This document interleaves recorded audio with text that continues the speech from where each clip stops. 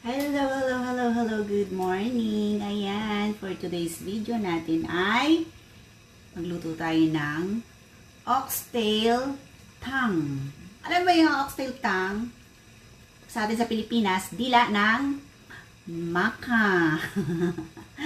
Ayan po. So, yung neighbor ko, bumili siya ng tawag dito, oxtail tang.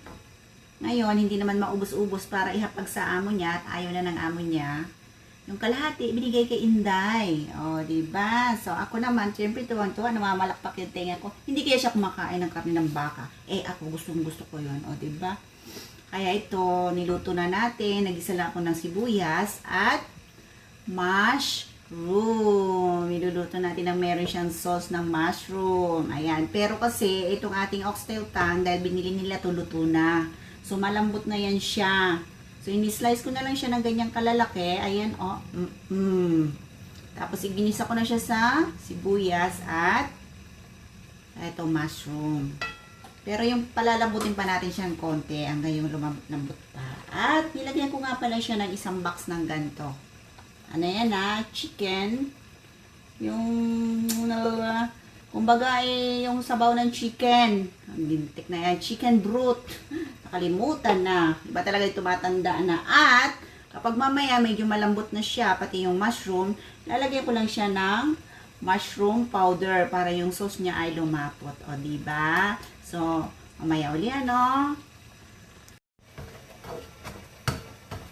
Hello! Ayan na. Ready na po yung ating oxtang. So, natuyo na yung kanyang sabaw. Ayan po. So, lumapot na po siya. O, diba? At saka malambot na rin siya. Tsaka yung mushroom. Ayan. Pinakulaan ko lang siya ng mga siguro 25 minutes. Ayan. So, ahungin na natin. Hanguin pala. Hanguin. Ayan. Saka ilalagay natin siya. Filter ng broccoli. O, diba? Ayan. Ayan ang ating oxtang. Alam niyo ba kung saan siniserve to? Siniserve to sa mga hotel, restaurant. Ayan. See? Ayan guys. Nakita niyo ba? Ayan po siya.